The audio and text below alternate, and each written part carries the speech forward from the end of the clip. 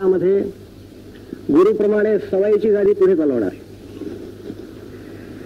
आज त्या आमच्या महान गायका बरोबर थोडा वेळ गप्पा कराव्यात आणि त्यांच्या आयुष्यामध्ये डोकवावं या उद्देशाने आपण इथे सर्व जमलेले आहोत. आज एक फार अपूर्व योग आहे की आमच्या वत्सला वेणी देखील इथे हजर आहेत. का वेणी? बरेच दिवसांनी भेटायचं.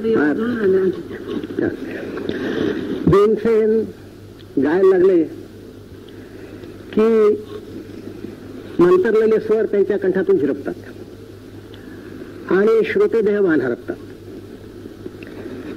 त्यांच्या कंठाचा परिस्पर्श हा प्रत्येक स्वर सोन्याचा करून जातो आणि असे कोट्यावधी सोन्याचे स्वर या महान गायकाने मुक्त कंठाने उधळलेले आहेत.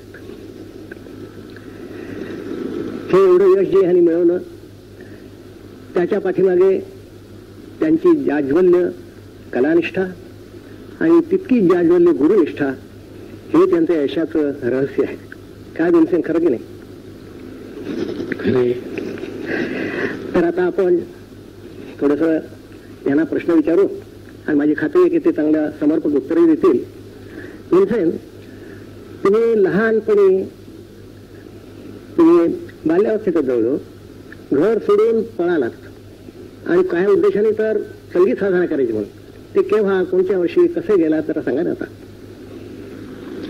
तसं मी म्हणजे आमचं घराणं काय गायकांचं नाहीये. आपण जाणता की माझे वडील अजूनही हयाती आहेत, जिवंत आहेत, 84 वर्षाचे. अजूनही ते 5-10 मैल चालतात, संस्कृत स्कॉलर आहेत. त्यांची इच्छा होती की आपल्या मुलाने थोडंसं का होईना शिक्षणाचा पाया असावा आणि त्याच्यानंतर गाणं काय वाटेल तो, विषय आवडेल तो आपल्या मुलाने शिकावं. माझ्या लहानपणी एक प्रसंग असा घडून आला की आमच्या गुरुजी सवाई गंधर कुंदवळला एक दत्त मंदिर आहे. त्या मंदिराच्या मदतीसाठी त्यांनी 3 जलसे केले. त्याच्यात गदगला पण एक जलसा केला. तेव्हा मी प्रथम त्यांचं गाणं ऐकलं. त्यावेळेला म्हणजे हल्लीच सारखं इतकी सोयी नव्हत्या की लाऊडस्पीकर आहे. 2000 लोकांना त्यांनी आपल्या खुल्या आवाजाने गाणं ऐकवलं आणि मी त्यावेळेला पीठात बसलो होतो. त्यावेळेला तिकीट 2 आणे होते. तेव्हा असं वाटलं की गाणं असावं तर असं यावं आणि गुरु हवं तर हेच व्हावेत, अशी एक मनात उत्कट इच्छा होती. त्यावेळेला असं ठरवलं की माझं काय, तसं मी शाळेत सुद्धा म्हणजे एकदम बुद्ध विद्यार्थी नव्हतो. 2 वर्षाचा अभ्यास 6 महिन्यात करून मी पास झालेलो आहे. त्यावेळेचं म्हणजे 3री-4थी आणि सगळे तोंडपाठ करण्याची एक सवय. त्या दृष्टीने मी वडिलांनी विचारलं मला गाणं शिकायचं आहे. त्यांची इच्छा एवढी की निदान ग्रॅज्युएट तरी व्हावं, BA डिग्री असावी. आणि हल्ली आर्ट्सला महत्व नाहीये, पण त्यावेळेला आर्ट्सला फार महत्व होतं. एक काळ असा होता की खेडेगावात BA झालेल्या माणसाची मिरवणूक काढायची. त्यातले आमचे वडील होते. तर ते काय जमलं नाही. त्याच्यामुळे मी एक दिवशी न सांगता एक खाकी चड्डी आणि गंजी फराक निशी आणि काही पैसा नाही, कवडी नाही. भाषा म्हणजे कन्नड भाषाशिवाय दुसरे नाही. 2-4 आपले तुटके फुटके इंग्रजी शब्द यायचे. त्याच्यावरनं मी पळून गेलो. आणि कसं झालं, कुठे गेलात? मी आता त्यावेळेला आमचं घराणं जे आहे, आमच्या वडिलांना सोडून सगळे MSM रेल्वेमध्ये होते, फार मोठ्या हुद्द्यावर, आमच्या आजोबापासनं. तो काळ असा होता की योशी मास्तरांचा मुलगा म्हणजे त्याला सगळे मदत करायचे. पुण्यापर्यंत आलो. Without ticket? हा, फ्री पास होल्डर. काही म्हणा. तर पुढे असं झालं, मी काही आपलीच गाणी ऐकली होती, काही नारायणराव व्यासांचे, जागो मोहन प्यारे.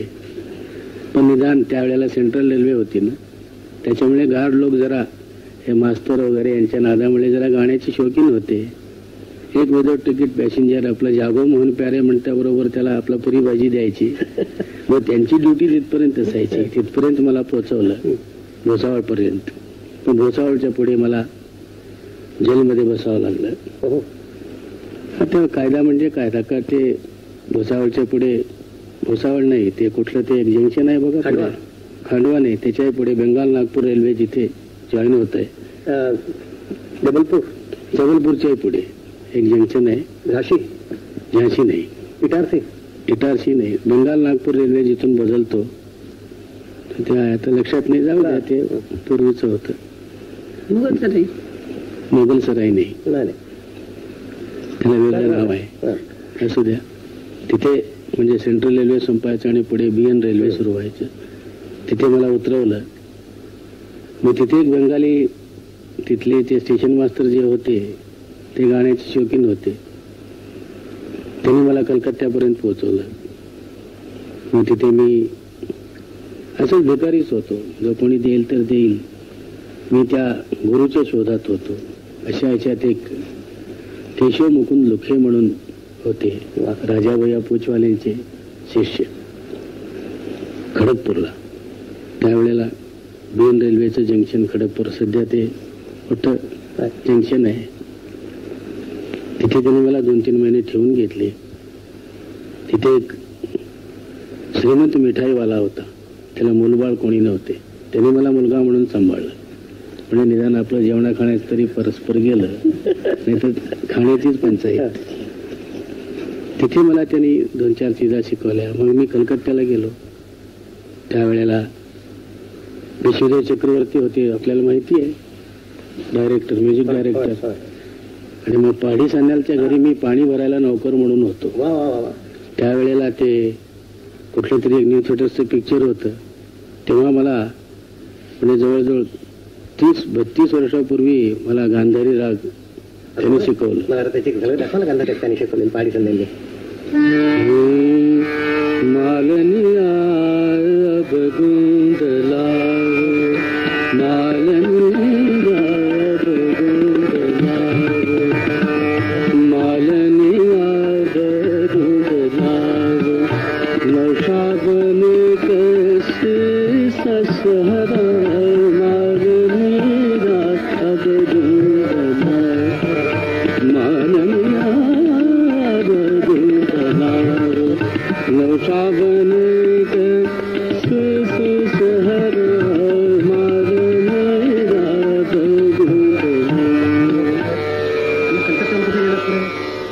कलकत्त्याहून मी असंच भटकत पुन्हा असं आहे की लखनौ ग्वालेर वगैरे तिकडे मी रामपूरला गेलो. आपले मला कोणीतरी सांगितलं हे रामपूर नाही आधी ग्वालेरला गेलो. कारण तिथे त्यावेळेला संस्थान होता ना शिंदेचं की तिथे जो विद्यार्थी गाणं शिकेल त्याला एक वेळ जेवण फुकट मिळायचं. म्हटलं इथे सोय आहे. आणि त्यावेळेला आता जे अंजद अली आहेत सरोज वाजवतात त्यांचे वडील होते हाफिज अली ते त्यावेळेला दरबार सरोज वादक. मी कारण मला कुठले ते संगीत विद्यालयामध्ये वगैरे प्रवेश मिळाला नाही. तिथे ऐकत होतो जाऊन. पण ह्यांनी मला त्यावेळेला एक 7-8 महिने मी होतो.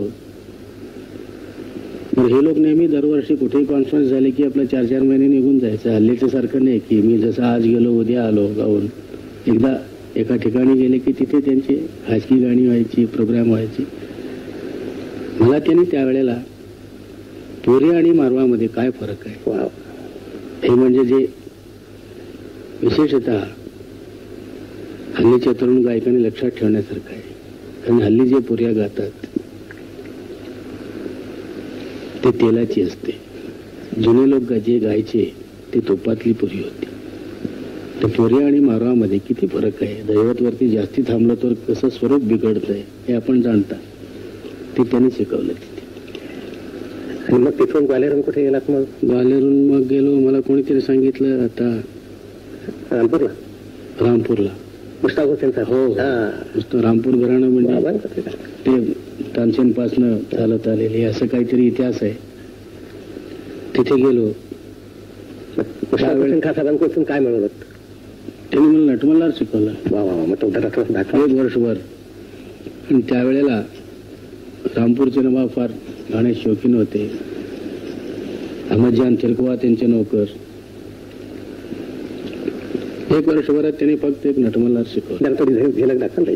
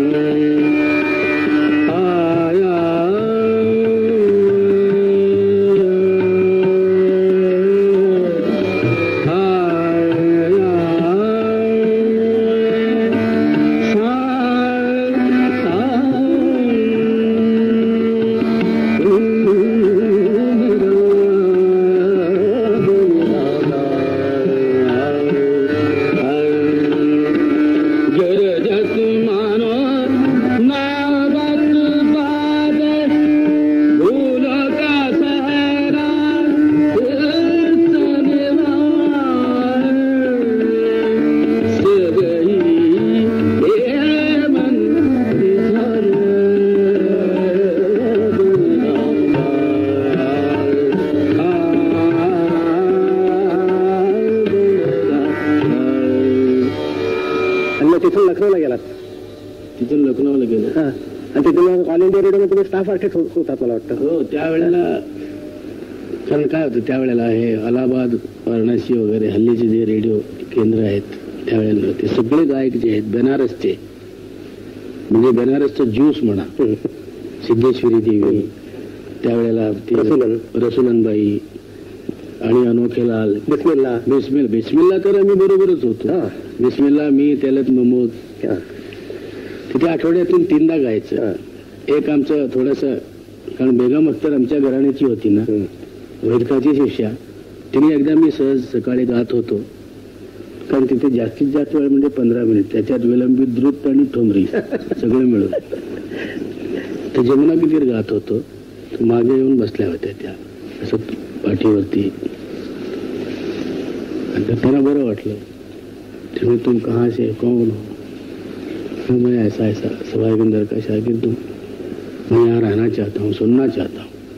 अच्छा कोई बात नाही. परत त्यांची जेडे बकारींची त्यावेळची डायरेक्टर जनरल ओळख होती. त्यांनी सांगितलं मग आम्हाला काय आठवड्यातून 3दा गायचं, 40 रुपये मिळायचे. आणि बाकीचा वेळ काय असं म्हणजे शंभू महाराज, मी, सखावत हुसेन, रियाज, बस गाणं, व्यायाम करणं. रेडिओच्या पटांगणावरती मी आणि बिस्मिल्लाने दंड बैठक गर्दी, आसनं वगैरे सगळे. अजूनही बिस्मिल्लाला आठवतं, अजूनही तो अजूनही ओळखतो. त्यावेळेला तेलत महमूद लहान होता. लाईट म्युझिक मला अजूनही गाणं सुद्धा याद आहे. ते काय ते मतवारो बादल आयो रे, संदेश हरी का लायो रे, असं गायचं. त्याला 5 मिळायचं आम्हाला. आम्ही त्यावेळेला याच्यापेक्षा आम्ही, पण आता आपल्यापेक्षा श्रेष्ठ ते. तुमची भ्रमंती केव्हा संपली मग? 41 साली रंगूनचं जे इव्हॅक्युएशन झालं ना, त्यावेळेला सगळे म्हणाले आम्ही आपला घर चले जाओ, तुम्ही आता घर गाठा. म्हणून मी तिथून, आमच्या वडिलांनी मनिरात्र पाठवली होती, पण तरी मी नाही गेलो. तिथून मी जलंधरला गेलो. जलंधरला विष्णू दिगंबर पुलस्करांनी एक स्थापन केलेलं आर्य संगीत महाविद्यालय. तिथे एक तुम्हाला ऐकून माहिती असेल, ते मलंखा वगैरे पखवाजी होते. ध्रुपदी अंधगायक होते. त्यांच्याकडे मी 150-200 काय ध्रुपद वगैरे शिकलो. एखादा ध्रुपद सांगा ना. पण एकट्याला त्याला काय म्हणतात, त्याला म्हणत नाही चतुर्ताल. चढो चेरा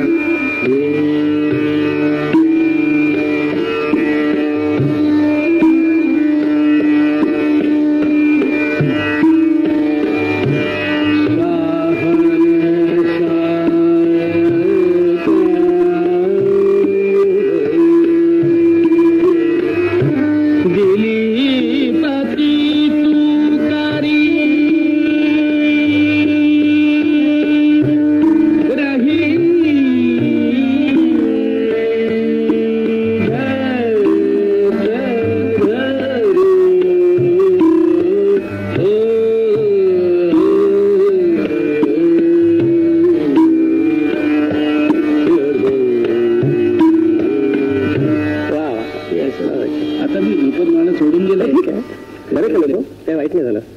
खाल आणि ठोंबरी इतकं दिवस गायला लागला ते सोडलं कोण बरं केलं. मग इकडे आला तर मग काय पुढे मग रामभाऊ कसे केव्हा गेला? आमच्या वडिलांनी तिथे मनी ऑर्डर पाठवली मला. मी तिथून पत्र लिहिलं म्हणजे साधारण 2-2.5 वर्षांनी की मी इथे आहे. आणि त्यांनी तेव्हापर्यंत सगळं स्काउटमध्ये पोलीसमध्ये कंप्लेंट दिली होती. असा असा मुलगा आहे, त्याला शोधून काढा. पण याचा इतिहासच आहे, पूर्वापर आहे. आमचे वडील पण पळून गेले होते लहानपणी संस्कृत शिकण्याकरता. ते असं पण ते चांगल्या काम करतात. मग तुमचं काय वाईट? तुमचं काम चांगलं तेच ना. म्हणजे पुष्कळ लोक नुसतं पळून जातात, त्यात काही अर्थ नाही. तर मग तिथून त्यांनी पैसे पाठवले आणि मी जसं गेलो होतो तसंच प्रीपास होल्डर परत आलो. तर मला ओळखलं नाही आई वडिलांनी. इतका माझ्यात फरक झाला होता. पंजाबची हवा आणि तिथलं व्यायाम व्यायाम सगळं. तिथे सुद्धा पंजाबमध्ये असं पहाटे 4 वाजता उठून थंड पाण्याने अंघोळ करणे, सरसों का साग, लस्सी, दूध, घी. तिथे मी साधारण 13 वर्षात म्हणजे आत्ता जी माझी उंची आहे ते तेव्हापासूनच आहे. ते म्हणाले हा मुलगा काय आता ऐकत नाही, ह्याला गाणं शिकवायला ठेवायला पाहिजे. मग सवाई गंधर्वांचे एक ओळखीचे होते रेल्वेत, म्हणजे आमचे आजोबा रेल्वेत आणि त्यांचे मित्र ते सवाई गंधर्वांची गाणी करायचे विजापूरला. म्हणजे जेव्हा तुम्ही ऐकलं असेल की प्रधान जज वगैरे ते नाडकर्णी DSP जुन्या काळी म्हणजे मुंबईला घेतले, त्यांनी नेलं. ते मला जरा गाऊन दाखव. पण नेमकं त्यावेळेला माझा आवाज फुटला होता. थोडंसं गाऊन दाखवलं. ठीक आहे म्हणजे राहू द्या. किती वर्ष त्यांच्याकडे होतात? मी साधारण 5 वर्ष. 5 वर्ष. म्हणजे 24 तास त्यांच्या सहवासात. त्या काळामध्ये संस्कार जे तुमच्यावर झाले किराणा घराण्याचे, तंतोतंत सुरात आला गाव. आणखी कसं एकंदर रागाचा विस्तार कसा करायचा, त्यावेळेची पद्धत म्हणजे शिकवण्याची अशी होती. हे जुने लोक जे होते आधी त्यांना खात्री नसायची, कारण माझ्यासमोरच पुष्कळ शिष्य आले येणारे. 6 महिने, कोणी 8 महिने, वर्ष, 2 वर्ष पळून गेले. कारण ते एकतर म्हणजे खेडेगावातलं जीवन. आता तिथे पुष्कळ सुधारणा झाली आहे, पण त्यावेळेला पाण्याचा दुष्काळ. 1 मैलावरनं म्हणजे प्यायचं पाणी आणायचं. पण त्यांची मला ते बरं वाटतं. म्हणजे अजूनही ते परीक्षा करायचे खरोखरच. म्हणजे शिकणारा विद्यार्थी जो आहे ह्याच्या मनात दृढनिश्चय आहे की नाही, ह्याच्या मनात म्हणजे गाण्याबद्दल खरोखर ओढ आहे की नाही, हे परीक्षा करायची. 5 वर्षातले 1.5 वर्ष माझे फुकट गेले. म्हणजे काही नाही, नुसतं आपलं अप्रेंटिसशिप करायला. घरात जे असेल ते कामं करायची आणि स्वस्त बसून राहायचं. मग जेव्हा त्यांना खात्री पटली की हा चिवट आहे, मग तेव्हा त्यांनी जी तालीम दिली, जी प्रेमाने शिकवली. मुख्य काय आहे त्यावेळेला सवाई गंधर्वांचं आपण जे म्हणतो त्यांच्या गाण्याच्या कारकिर्दीतलं टॉप सीझन म्हणा. त्यावेळेला आपण रेकॉर्डिंग वगैरे केलेलं आहे. हे आसावरी, हे सगळे क्लासिकल आहे. ते स्वतः आधी रियाज करायचे 4 तास 6 तास असं. आणि आम्हाला सांगायचं की एक आल्याशिवाय अनेक येऊन फायदा नाही. एक आल्याशिवाय अनेक येऊन फायदा नाही. आधी एक पाहिजे, गळा तयार पाहिजे. मशीन चांगलं असलं तर गाणं चांगलं ऐकू येतं. त्यांचं उदाहरण. आणि एक पलटामध्ये एक पलटा बरोबर निघाल्याशिवाय पुढे जायचं नाही. 2 महिने लागो, 4 महिने लागो, गळा तयार करून घ्यायची, अशी त्यांची वृत्ती. तयारी झाल्यानंतर तुम्ही गायला लागलात. हो, तुमचा तोडी अगदी हातखंड आहे. हल्ली तुम्ही खूप प्रत्येक मैथिलीत जवळ सकाळच्या गाता. त्याला थोडं दाखवा ते. मला आधी म्हणजे सकाळी तोडी, पलटे बिलटे वगैरे हे बरं तोडी.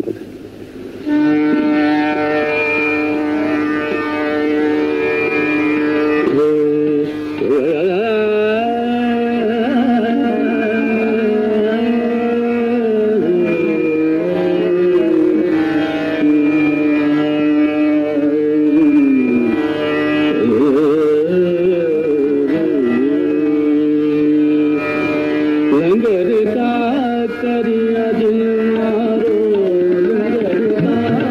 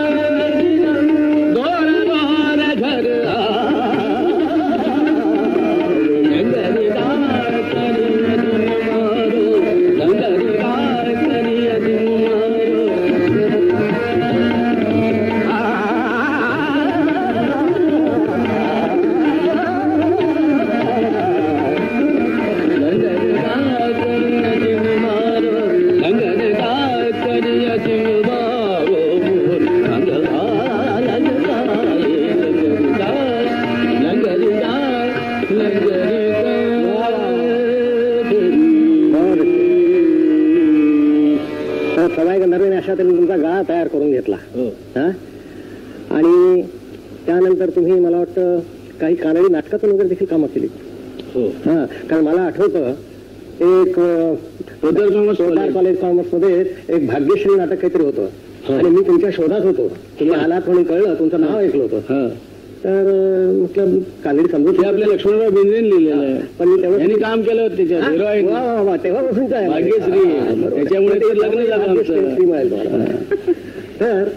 तर मी तिथे तर ऐकायला आलो, ते नाटक बघायला. कळत काय नव्हतं, पण तुमचं गाणं ऐकत होतं फक्त.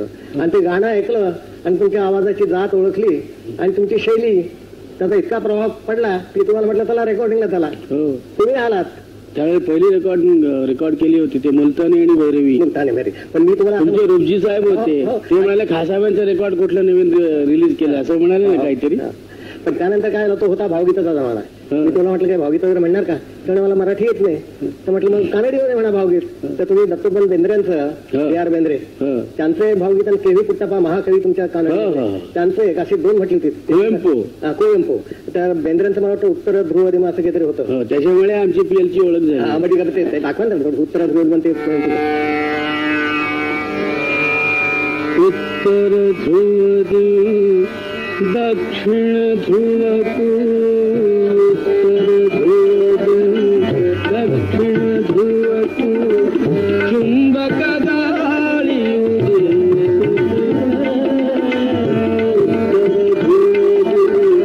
दक्षिण ध्रुव, दक्षिण ध्रुव, चुंबक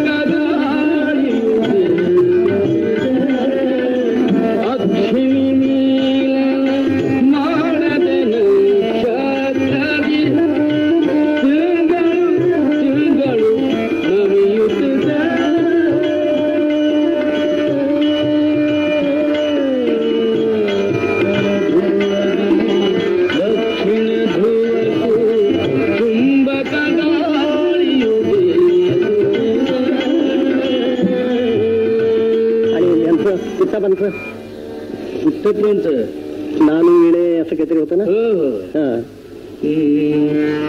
दादरामध्ये नाणे विणे तुमचे, नाणे विणे तुमचे, आवने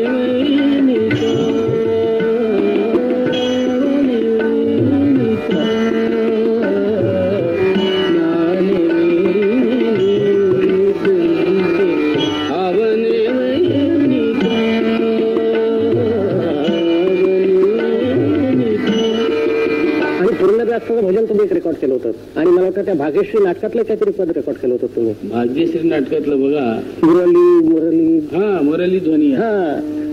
बेटेगिरी कृष्ण शर्मा मला आठवत आता ते. मुरली ध्वनिया मोह मारा, मोह मारा मुरली ध्वनिया, मोह मारा मुरली ध्वनिया, मोह मारा मुरली ध्वनिया, मोह मारा मुरली, मोह मारा अहुदुका सविय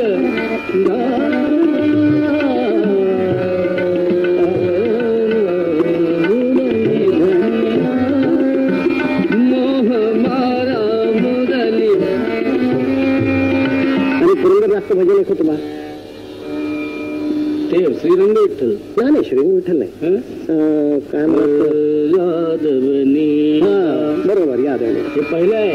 तेच सांगतो ते पहिल्यांदा रेकॉर्ड केलेलं. तुम्हाला आठवतं नाही त्यावेळेला लताबाईंचं एक गाणं चाललं होतं. अच्छा. नुकतंच नुकतंच बालवयामध्ये झालेल्या होत्या फिल्म क्षेत्रात. म्हणजे ते पुरंदरदास तुम्ही केलं होतं. ठीक आहे, तर नसेल आठवत यादवनी बा, यादवनी बा, यादवनी बा, ये फुल नंदन माधव मधुसूदन गारो, सोदर मावन मधुरली मडाघिदा यशोद कंदा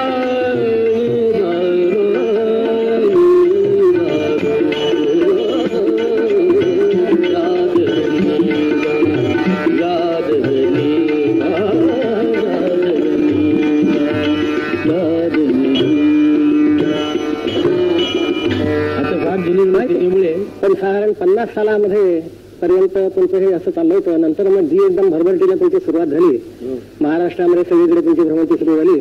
मोटारीच्या चाकावरून तुम्ही आपले हिंडत आहेत सारखे. आज भिलाईला, तर उद्या रायपूरला, तर परवा पुण्याला, तर परवा सोलापूरला, सारखं चालू. त्याची गंमत काय झाली, एकदा मी हे पूर्वी संस्थान असताना दसऱ्याचा उत्सव करायचे. म्हणजे पूर्वीची जे कृष्णराज वडेर, त्यावेळेला माझ्या गाण्याला चौड्यांनी साथ केलेली आहे. आपलं लेट चौडया, तो खासाहेबांचा शिष्य होता. त्यावेळेला आमच्या ड्रायव्हरने हे आता जे खिंडीचा घाट म्हणतात सातारच्या पुढे, त्याला झोप आली. त्यांनी एकदम 50 फूट खाली गेला. आता ते रुंद झालाय रस्ता, त्यावेळेला अशी एकच वळण होती, खलास. त्यावेळेपासून ठरवलं की मरायचं असलं तरी आपल्या हाताने मरू, म्हणून मी ड्रायव्हिंग शिकलो. हो, पण पुढे काय झालं, तुम्हाला असं वाटलं की नको, हे फार विलंबित आहे मोटारीची, म्हणून तुम्ही विमानाकडे वळला. करणार काय, म्हणूनच तुम्हाला ते इंडियन एअरलाइन्सचे पायलट सगळे तुम्हाला भारताचा अखंड प्रवासी गायक म्हणून तुम्हाला काय सांगू तुम्हाला. इंडियन एअरलाइन्सचे पायलट जे आहेत, उत्तम जे पायलट्स आहेत जगातले, ते सगळे पॉकेटमध्ये आमचं गाणं आम्हाला ऐकवतात. ते म्हणतात तुम्ही गाऊ नका, तुमचं गाणं तुम्ही ऐका.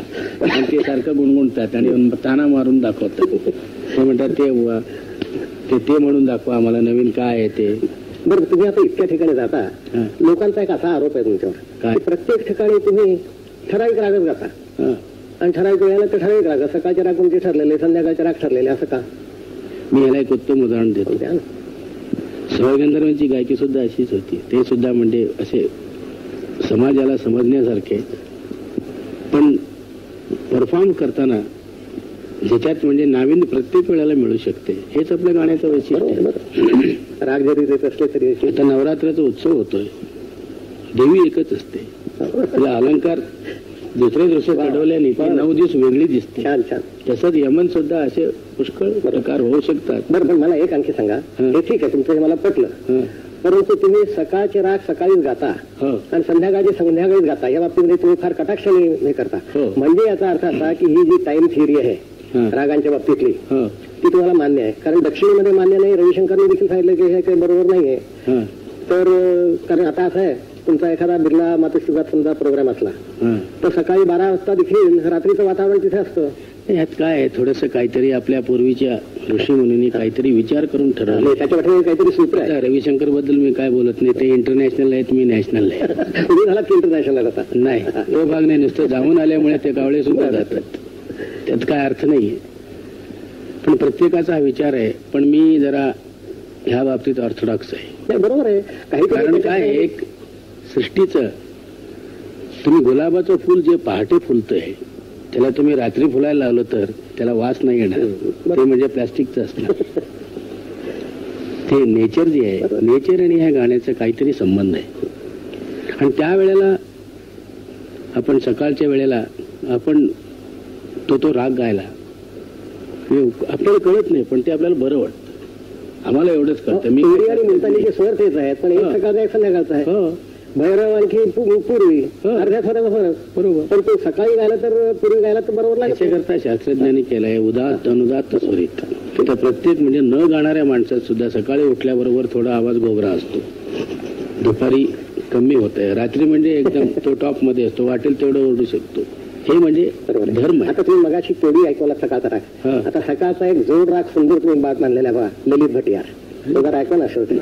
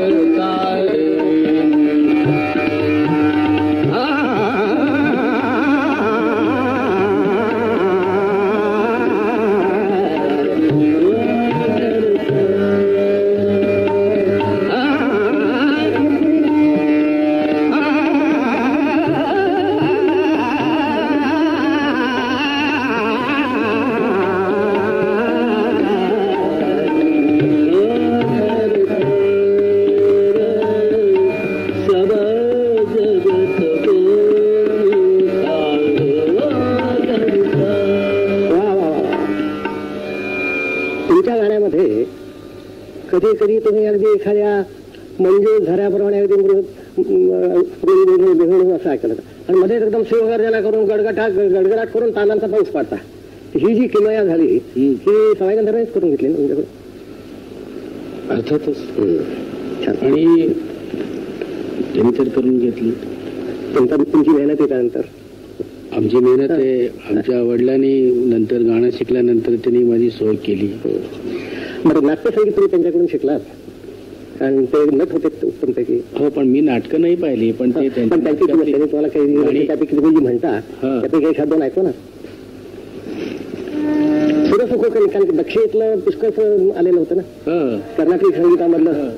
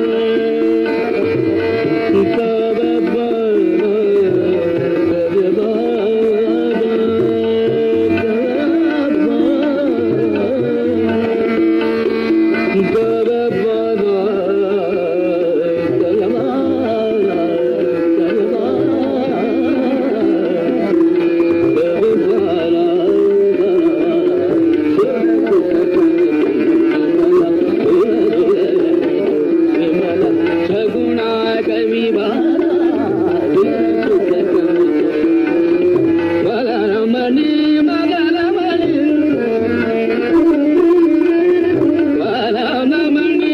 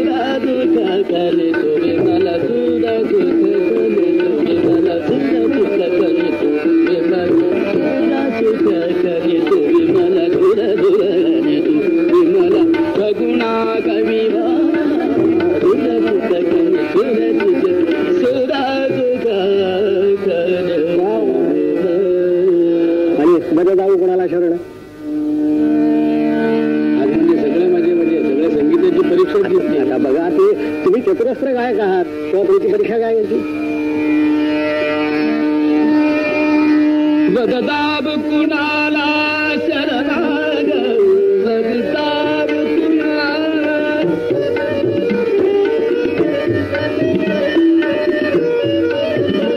वददाब वददाब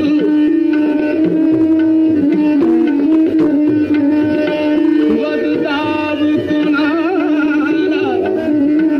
वददाब कुणाला शरणाग वददाब कुणाला शरणाग वददाब वददाब वददाब वददाब कुणाला शरणाग गरी लगा हरण संकटात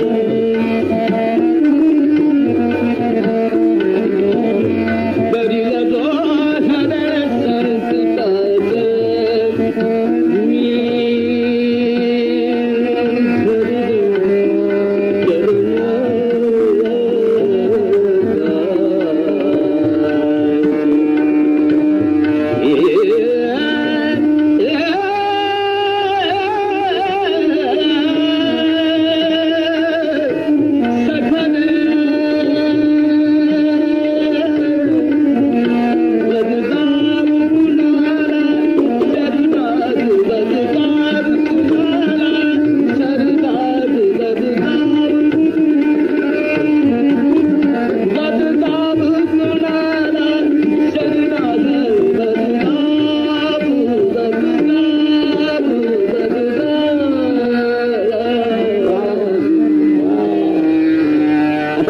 परीक्षा घेता म्हणून मी एकच आणखी म्हणायला सांगतो, तुमचे कानडी भजन फार चांगलं होतं बा. भैरवी मधलं काय श्रीरंग विठ्ठल किंवा असं काहीतरी होतं बा.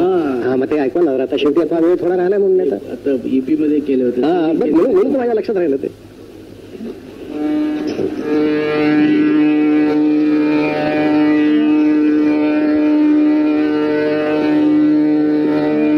कस्तुरी रंग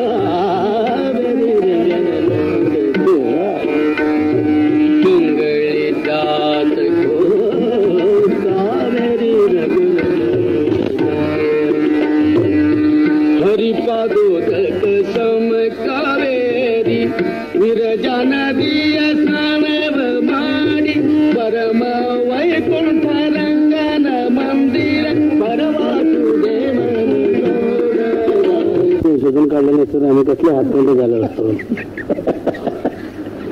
जवाब देतो अभी आम्ही भातखंडे आहोत म्हणजे भात खाला कशी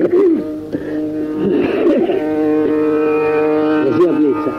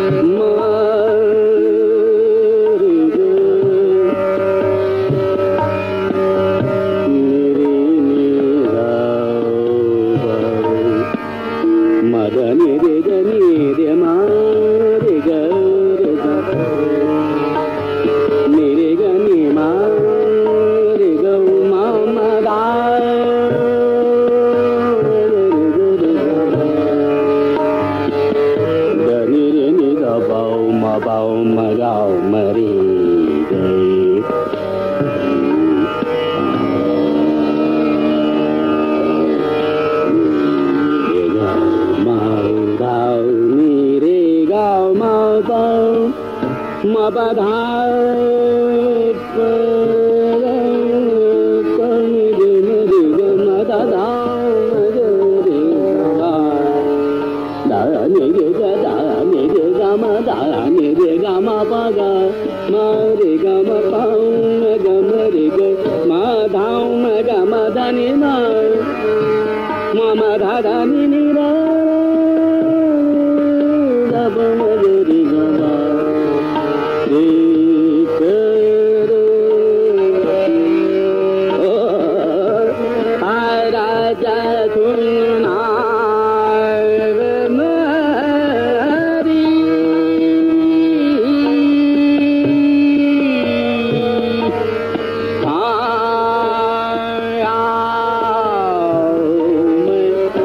दूर से सुन गात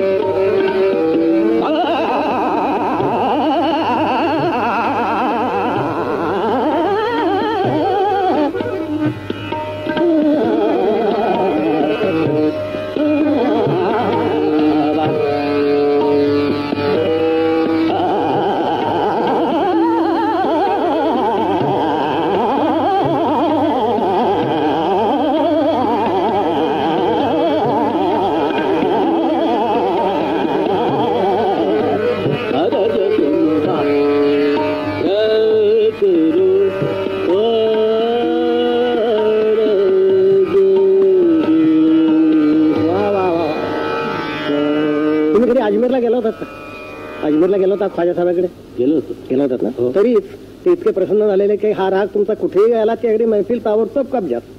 अहो तिथे अजमेरी ख्वाजा साहेबांचं मी ऐकलंय की पंतप्रधान प्रेसिडेंट सगळे लोक तिथे जातात. हा, त्यांच्या पदवी बदलत असतील पण जो होईल तो तिथे त्यांना फेटा बांधतात त्यांच्या म्हणतात त्याला ना तिथे. म्हणजे जगातले सगळे गायक लोक सुद्धा येतात. एक असं सत्पुरुषांची समाधी आहे त्यांच्यावरती ही चीज बांधलेली आहे. हिंद के पीर ख्वाजा अजमेरी पार करो. पुष्कळ आहे त्यांच्या यावर बांधलेल्या. प्रियधनाश्री मधली आणखी काय मोरी मुश्किल करो आसान. तुम्ही आमच्या गुरुजींची रेकॉर्ड तुम्हीच केली. बरं तर आता अभोगी ऐकवा. भोगी मध्येला ऐकली एखादी.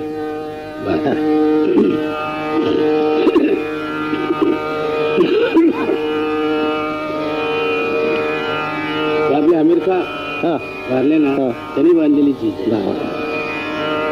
चांगले गायक त्यांनी वृक्ष लावला आम्ही फळ खातो. क्या बात.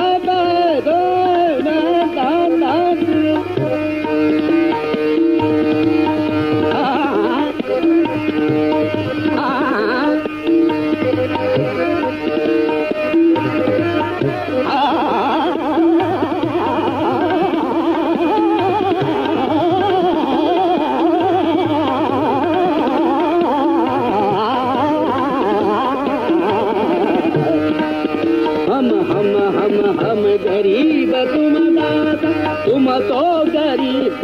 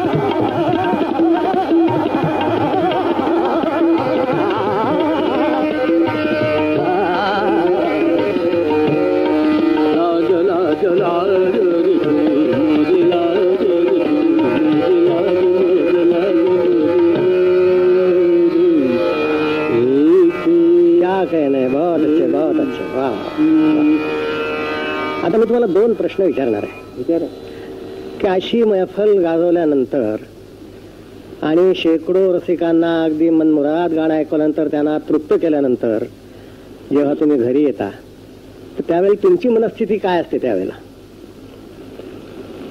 मी पहिल्यांदा एक विचार करत असतो, मी कुठे चुकलो बिकलोय, गाण्यात काय राहिलंय का, मी काय अप्रमाणितपणा केलंय का, घाम घालण्यात कमी झालंय का, ते सुधारण्याचा प्रयत्न करतो. दुसरं, गाण्याचं समाधान हेच आहे की मला स्वतःला जेव्हा आनंद मिळतो, मला आनंद मिळाला की मी दुसऱ्यांच्याकडे बघत नाही, त्यांना आपोआप मिळतो. हेच म्हणजे संगीताचं. बाकी दुसरं सविस्तर यांना माहिती आहे, यांना विचारा.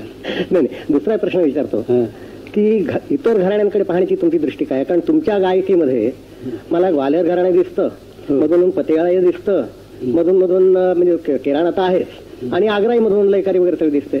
तेव्हा तुमचं म्हणजे घराणा म्हणावं तर किराणा, पण हे सगळ्या घराण्यांच्या छटा त्याच्यात दिसतात.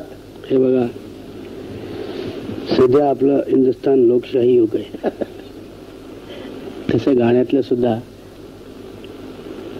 मी थोडस आता आलंय. संस्थान गेली तर घराणी जात आले, तेव्हा तसं एकच झालंय. लोकशाही तत्व मानणार आहे. आजकाल असं आहे की पूर्वीचा काळ वेगळा होता. ठराविक 100, 200, 500 असे कोणाच तरी घरी कुठल्या तरी संस्थानात किंवा पॅलेसमध्ये अशी गाणी व्हायची. आता म्हणजे हा विषय सार्वजनिक झालाय, सरकार मान्य आहे, जनसामान्य आहे. तर अशा लोकांच्या समोर ऐकताना प्रत्येक माणसाची आवड वेगळी असते. पण ह्याला उदाहरण एकच आहे. एक बगीचा आहे, त्याच्यात 17 तऱ्हेची गुलाबाची फुलं आहेत, पण जी चांगलं आहे आपण का घेऊ नये? बरोबर, छान. ते आपणात मिसळावं, आपलं ते आपलंच आहे. बरोबर. आम्ही किराण्याचं नाव बदलू शकत नाही, कारण बाप तेच आहेत. पण त्याच्यात आजपर्यंत ज्या कलावंतांनी जे केलं, ज्यांच्यामुळे ज्यांचं नाव झालं, तेच आम्ही करत आलो. कलावंत हा चोर असतो. एका शब्दात सांगायचं म्हणजे चांगल्या लोकांच्या गळ्यातले आणि त्या वेळेचे जे आता आमच्या गुरुजींच्या वेळेला इतके चांगले गायक होते, मंजिखा, भास्कर बुवा, ते अमानत अली आपले इंदोरवाले, तो लवकर वारले ना, ते त्यांनी हेच केलं, तेच आम्हीच करतो. पण नुसतं पोपट म्हणजे काय होतंय की जेवढं गुरुनी शिकवलंय ते आपलं तोंडपाठ करायचं, त्याच्यात काही लोकांना रंजन होत नाही. रागाचा अर्थ हेच आहे की आपल्यालाही रंजन व्हावं. तिथे रागा, हा बरोबर. पण व्यायाम ते काय म्हणतात, व्यायाम स्वर्ण काय ते असं ते बरोबर म्हणजे आपल्या कायदेशीर यायला पाहिजे ना.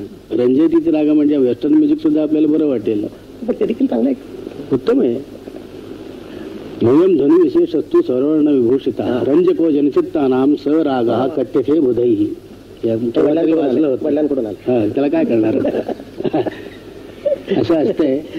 त्या दृष्टीने मी प्रत्येक माणूस, प्रत्येक घराण्यातला माणूस तो आहे.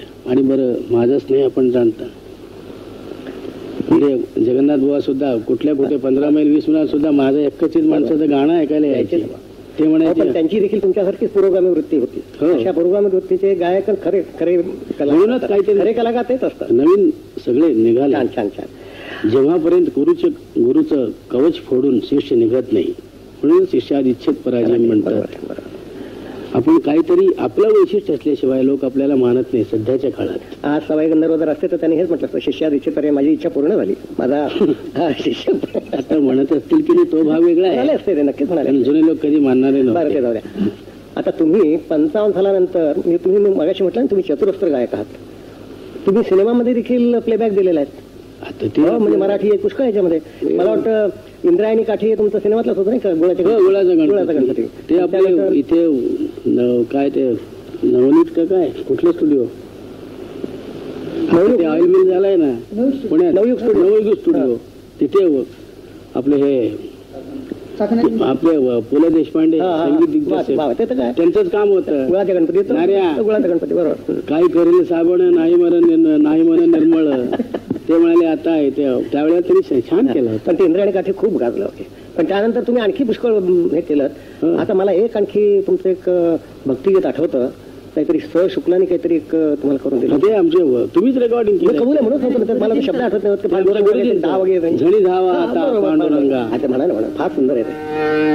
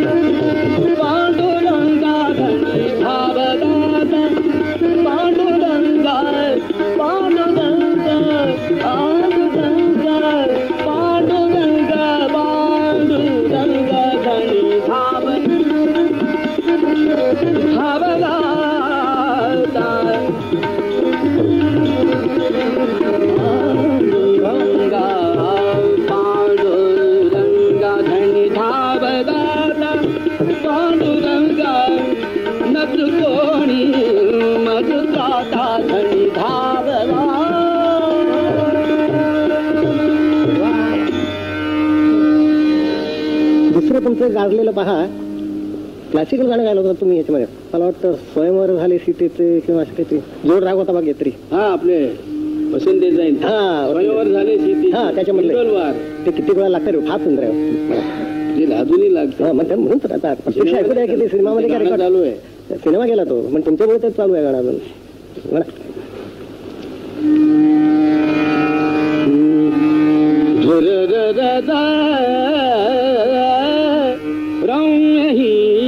स्वर्गाहून लंका स्वर्गाहून लंका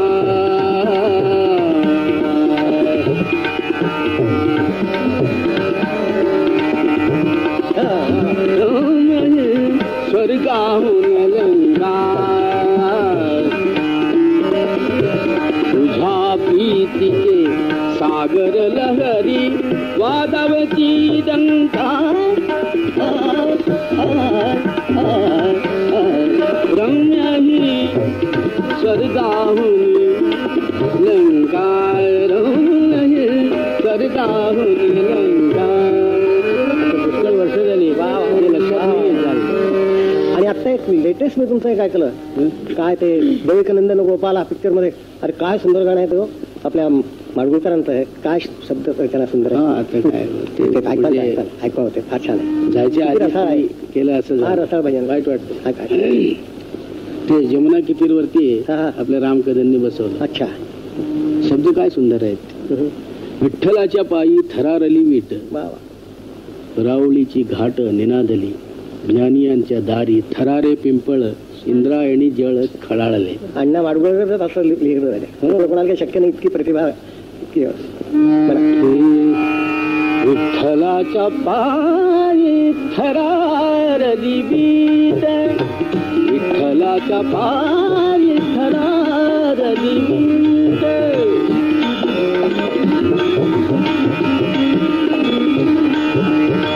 रावळीची घाट निनादली, रावळीची घाट निनादली, विठ्ठलाच्या पायी थरारली वीट, विठ्ठलाच्या पायी थरारली वीट, विठ्ठलाच्या पायी थरारली वीट.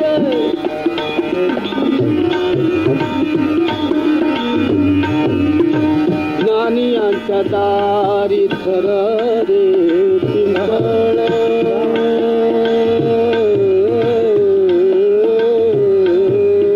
ज्ञानियांच्या दारी थरारे पिंपळ, इंद्रायणी जळ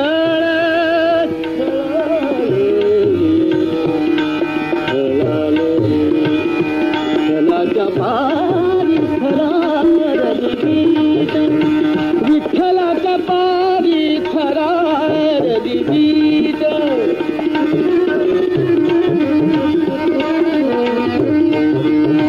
संत माळतीला मणी सेवकला,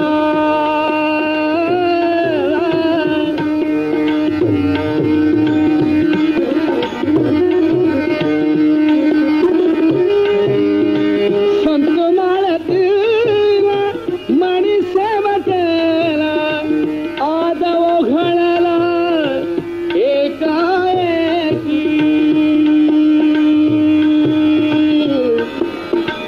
विठ्ठलाच्या पारी थरारली वीट, विठ्ठलाच्या पारी थरारली वीट, विठ्ठला विठ्ठला विठ्ठला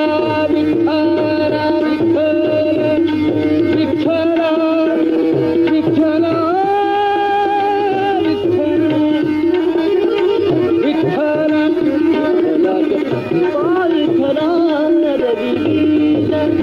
विठ्ठलाच्या पायी थरारली वीट. मला वाटतं सगळं ते ऑर्केस्ट्रा वगैरे नाही, ते जाऊ दे, ऑर्केस्ट्रा वगैरे कशाला पाहिजे ऑर्केस्ट्रा. मला वाटतं तुमचा पिंड जो आहे तो भक्तिभावातच आहे. अहो काय तुम्ही रंगून जाता ह्या विठ्ठलाच्या आणखी या पांडुरंगाच्या भजनांमध्ये. मला हे सांगा, तुम्ही या संत वाणीकडे आता वयोमानानुसार इकडे झुकलात का आता प्रवृत्ती पहिल्यापासून तशी आहे आणि आता व्हायला लागल्या तुमचं नाही, तसं नाहीये. मग आमचे गुरुजी पूर्वी हं. दर गुरुवारी भजन करायचे. त्यावेळचे काही अभंग मला माहिती होते. त्यातलं एक तुम्ही रेकॉर्डिंग केलं होतं कोलंबियामध्ये, अंतरीचा भाव जाणून या गुज रामरिंग रंगले म्हणा, धाव घाली माझी आई. रामरिंगी रंगले म्हणा केलं होतं. रामरंगी रंगले हे तुळशीदास नाटकातलं आहे. हो, पण ते तुमच्या गुरुजीने केलं होतं, तुम्ही केलं नाही, होतं. नाही, ते पंतवाणी आहे, संतवाणी नाही. तो एक दिवशी असं आषाढी एकादशी दिवशी संध्याकाळी 5 वाजता विचार करत बसलो. म्हटलं आपण का गाऊ नये, आज अनायासा एकादशी आहे. सहज विचार सुचला. मग यांनी थोडस बरोबर आहे, म्हणाले काय हरकत नाही, बरोबर आहे. गाऊन बघा. पण ते असं झालं की मला संतवाणी गायलाच वेळ नाहीये, इतकं लोकांना आवडलं. शेवटी मनात किती माणूस वाटेल ते झालं तरी सुद्धा शेवटी तिकडेच जायचंय. हा, बरोबर आहे. आणि तुम्ही जोशी आम्ही जोशी. म्हणून तो कुंडली जमली ना सगळी. बरं, आता मला सांगा हा. की वहिनी, मी एकदा इथे तुमच्या घरी, ह्या घरी आलो होतो, पूर्वीच्या घरी आलो होतो. तुमच्या घरी मला कधी कुत्रं बित्र असं काही दिसलं नाही, परंतु मी ह्यांचा फोटो पाहिला. कुत्र्याची आवड फार आहे यांना. आहे. हो, पण मग घरी काय नाही कोणत्याही कुत्र्याला म्हणजे घाबरत नाही इथे. नाही. तर मग मी आता एक फोटो यांचा पाहिला, मुख्य काय आहे बरं का, तर त्याच्यामध्ये तो मुख्य मला माणसापेक्षा कुत्र्यावरती जास्त विश्वास आहे. असं हा. ते कुत्री तरी काय तुम्हाला चावलं दिलं नाही, नाही, कुठले कुत्रे मला चावत नाही. कारण त्यांना काय एक प्रकारचा वास असतो. तुम्ही म्हणजे भीमसेन नाक म्हणून तो कधी घाबरत नाही, तसं काही नाही, पण एक प्रकारचा वास असतो असं. आणि मी भीत नाही. त्याच्यामुळे सध्या म्हणजे माणसापेक्षा कुत्र्यावरतीच जास्त विश्वास ठेवलेला बरा. बरोबर आहे. आणि हा कुत्र्याचा मला वाटतं काहीतरी संबंध दिसतो, कारण म्हणून तुम्ही HMV आरती झाला का आमचा तो ट्रेडमार्क देखील कुत्र्याचाच आहे. बरोबर, एकदम करेक्ट बोललात. आणि दुसरं म्हणजे आमच्या घराण्याचं हे आहे, ते खासाबानी मोती म्हणून एक कुत्रा होता. बर, त्याला त्यांनी सप्तस्वर शिकवलं होतं, सरे गम पधनेचा. मधोळचा एक हो हो, कुत्रा होता मोती, तुम्ही वाचलं असेल पुस्तकात. असं ज्या घराण्याचे त्या घराण्याच्या बरोबर त्याला घराण्यात सुद्धा वास येत असेल. बरं, आता एक सांगा, तुम्ही अमेरिकेत आता जाऊन आलात, हो, चांगला यशस्वी दौरा करून आलात. आणि यशस्वी का? मला सगळं वाटलं, कारण माझे तिकडे दोस्त आहेत, मी 4 वेळा जाऊन आलो, तर मला माहिती आहे सगळं ते. बरोबर. प्रत्येकाने आधी इतकं स्तुतीभर तुमच्याबद्दल लिहिलेलं आहे, आणि ते म्हणतात पुन्हा काय येणार म्हणून. मुख्य काय आहे, त्यांनी आतापर्यंत चांगलं कंठसंगीत ऐकलंच नव्हतं. बिलकुल ऐकलं नव्हतं, त्यांना माहितीच नव्हतं. पण ज्या दृष्टीने बरं तिथे सुद्धा अभ्यासू लोक आहेत. आपण असं समजता कामा नाही की कॅनेडियन नाही, अमेरिकन आहे, त्यांना काही गाणं समजत नाही. तिथले आता ईस्टर्न स्कूल ऑफ म्युझिक आपल्याला माहिती आहे. हा, तिथले लोक त्यांना कळत नसलं तरी ते म्हणतात की हे काहीतरी जादू आहे, हे कसं काय करता. तुमच्या गळ्याकडे हात लावून पाहिलं का, काय यंत्र आहे तुमच्या गळ्यामध्ये म्हणून. नाही, असं काही नाही. माझ्या एकाने पाहिलं होतं की काय आहे की काय तुमच्या गळ्यामध्ये काही म्हणून. बरं, तर ते एक मला मॉन्ट्रियलला एक तिथले डायरेक्टर आहेत, पियानो शिकवतात. मी थोडंसं लहानपणी वाचलं होतं, आपल्याला माहिती असेल बेथोवेनचं फोर्थचं जे ट्यून आहे ते आपल्या भूप सारखा, भूप रागासारखा आहे. आता हे सगळे होते तिथे. मी म्हटलं हे रेकॉर्ड करून द्या. मला त्यांनी आनंदाने, म्हणजे director of that music department Montreal music of fine arts, इतकं तयारीने वाजवलंय त्यांनी, हे थक्क झाले. असं साम्य कधीतरी असतं. रसिक श्रोते हो, मला वाटतं आजचा हा मेनू तुमच्या पसंतीचा मिळाला असेल. भीमसेन म्हणजे एक अजोड आणि अद्वितीय असा कलावंत आहे. काही नाही, तब्येतीने तितकाच उत्तम कलाकार असा, आणि हा माझा स्नेही आहे. आणखी आज त्यांनी जी तुम्हाला ही मेजवानी दिलेली आहे त्याबद्दल मी तुमच्यातर्फे आणि टेलिव्हिजनतर्फे मी त्यांचे आभार मानतो. आणि आता एक त्यांना विनंती करतो शेवटची, की तुम्ही ख्याल गाता, इतर सगळं नाट्यसंगीत गायलं, सगळं गायलं, आता एक ठोंबरी म्हणा, आणि ती कुठची तर बाबूल मोरा नैहर छुट जाय. बघा, आणि छान अगदी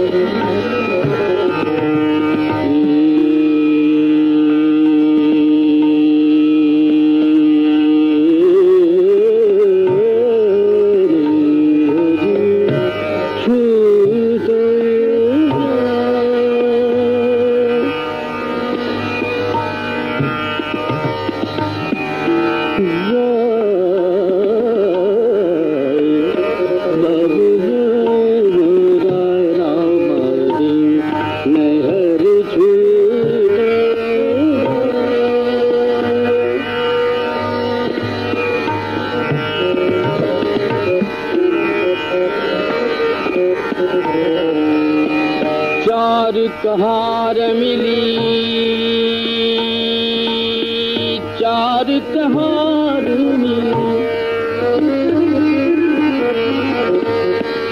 मोरी दुनिया सजाए ना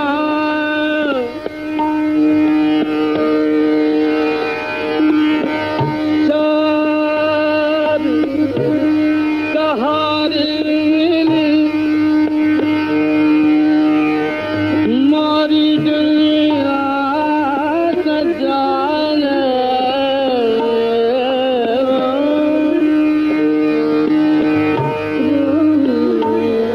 चार कहार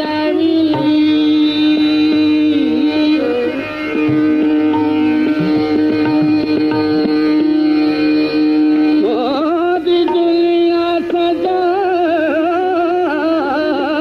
दी चार कहार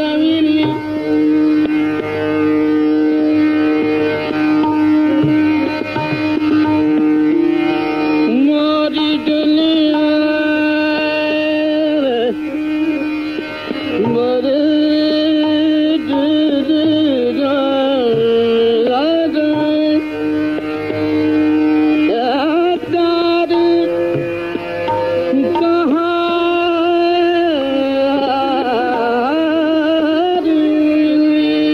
मोरी दुनिया सजाए चार कहार